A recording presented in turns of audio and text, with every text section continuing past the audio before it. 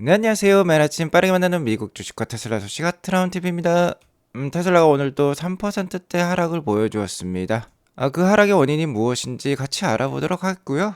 자, 하지만 충격적인 힌트가 나왔습니다. 하반기 반등이 거셀 거라는 정말 충격적인 힌트가 나왔어요. 오늘 이 점 알려드리도록 하겠고요. 사이버캡 생각보다 빠른 것 같습니다. 이 점도 알려드리도록 할게요.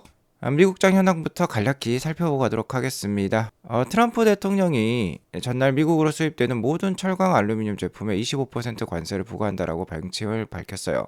자, 이러자 10년물 국채 금리도 오르고 유가도 좀 오르는 모습이 나왔지만 이 관세 부과에 따라 미국 제조업 보호 효과가 일어났다라고 합니다. 이러면서 US 스틸 주가가 상승을 보여주었어요. 자, 물론 이 점은 테슬라에게 있어서는 좀 안 좋은 점이 될 수 있겠죠. 테슬라 차량에도 철광과 알루미늄이 필요한데 어쨌든 관세를 부과한다라고 하니까 이것에 대한 원자재 가격이 올라갈 수 있기 때문에 테슬라에게는 좀 악영향이 있는 것 같습니다. 자, 그리고 금주는 좀 다이나믹할 예정에 있어요. 12월 CPI, PPI 지수 발표가 수요일 목요일에 있고요. 아울러 금주에 상호 관세에 대한 구체적 내용도 공개할 예정에 있다라고 합니다. 멕시코, 캐나다, 중국의 국가들에 대한 관세 내역이라고 볼 수 있겠는데 이에 따라서 역시나 금주 주가는 좀 다이나믹할 거라는 거 좀 염두에 두시기 바라겠고요. 테슬라는 4개월 연속 하락을 했는데 미 정치에 깊게 개입 중에 있는 일론 머스크에 대한 부정적 인식으로 인해 차량 판매 감소 우려가 있다라고 합니다. 어쨌든 트럼프가 임기를 시작하자 지금 나스닥은 박스권에 갇힌 듯한 모습이 나오고 있어요.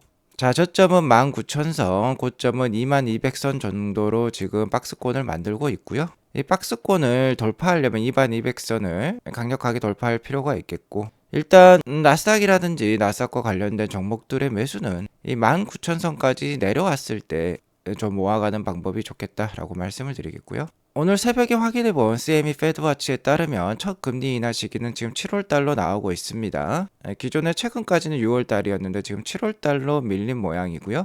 이러한 모습을 보면 상반기보다는 하반기에 그래도 주가 상승이 좋지 않을까라고 판단이 들어요. 테슬라도 마찬가지입니다. 테슬라 역시 이 금리에 많이 좌지우지되는 그런 경기 민감주의이기 때문에 어느 정도 영향을 받을 수 있다라고 말씀을 드리겠고요. 테슬라는 금일도 3% 하락하면서 350불을 지켜내는 모습으로 마감은 했어요. 일단 RSI 값이 30에 가까워지면서 단기 과매도권에는 좀 이르렀다라고 볼 수 있겠는데요. 자, 아직까지 주가 분위기는 좋지 않습니다. 오늘 월스트리트 저널에서 나온 뉴스에 따르면 테슬라가 중국 최대 경쟁사에 밀리고 있다라고 얘기가 나오고 있어요.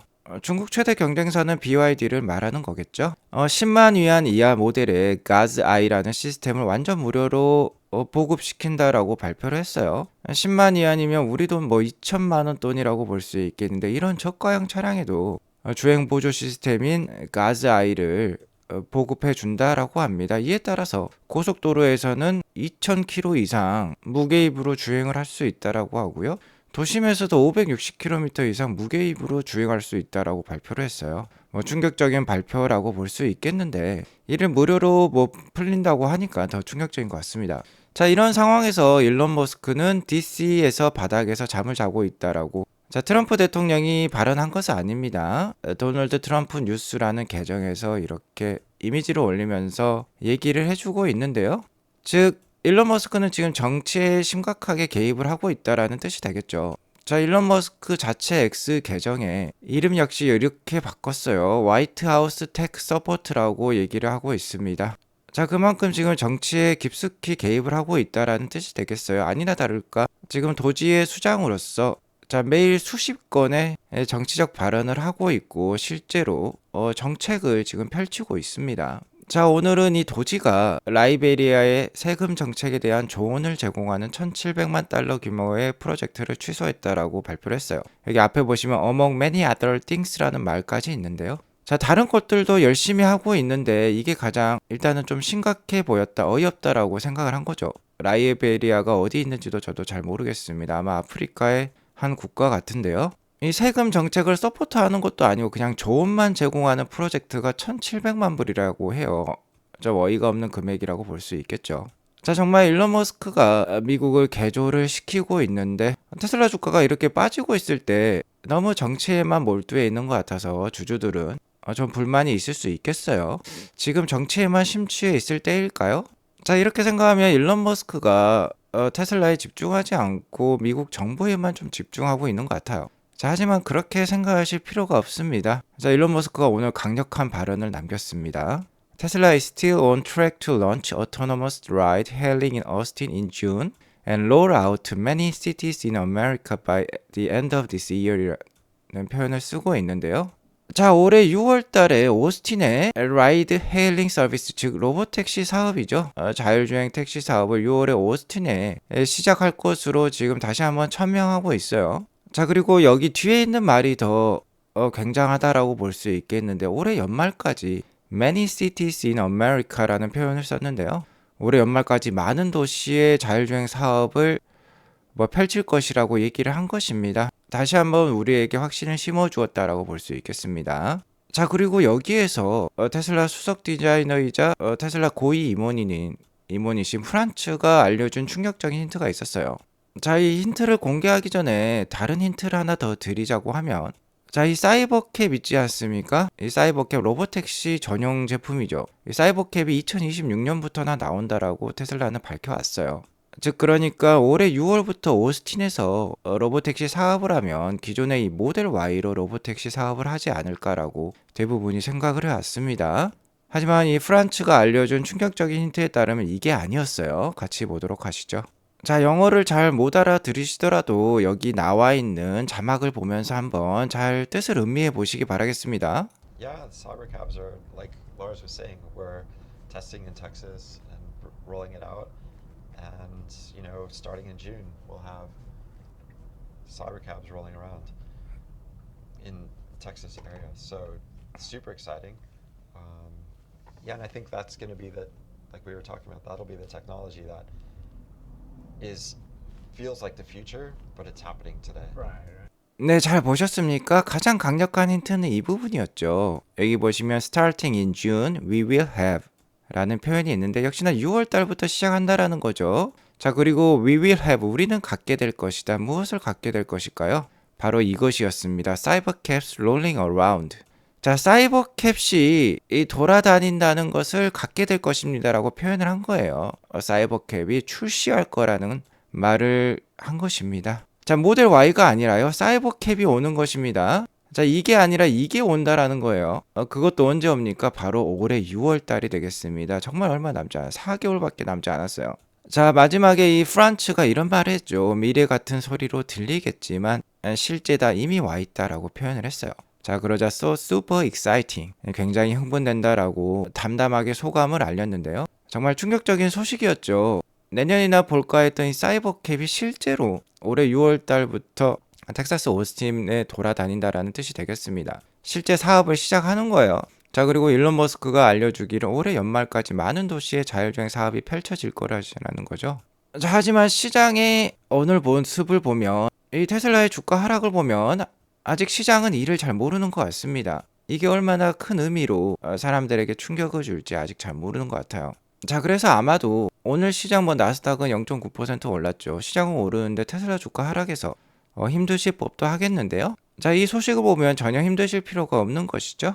테슬라 주가는 역시나 높은 변동성을 가지고 있습니다. 파괴적 혁신 사업을 하고 있기 때문에 이에 대한 기대감이 높아요. 그에 따라서 높은 PER 지수를 가지고 있습니다. 100에서 150배까지도 올라요. 그리고 이러한 단기적인 악재에 따라서 투자자들의 단기 실망도 큰 법입니다. 그렇기 때문에 높은 변동성을 가지고 있다라고 볼 수 있겠는데요. 하지만 반대로 생각해보면 강력한 호재에 강력한 반등을 보여줄 때도 많아요. 자, 오늘 이러한 호재는 주가에 지금 반영이 되지 않은 것입니다. 이는 정말 6월 달이 되면 강력하게 반영이 될 수 있겠죠. 어쨌든 테슬라는 연간 평균 2차례 정도 반등하는 모습을 보여줘요. 한두 달 정도의 기간이 되겠죠. 이 기간에 테슬라는 최소 30% 이상의 반등을 보여줍니다. 자, 올해도 이러한 모습이 나올 가능성이 높아요. 특히 6월 달에 정말 이 모델 Y가 아니라 사이버캡으로 로보택시 사업이 시작한다라고 하면 주가 상승이 꽤나 클 법합니다. 자, 올해 강력한 호재들이 굉장히 많습니다. 이미 새로운 모델 Y는 출시를 했고요.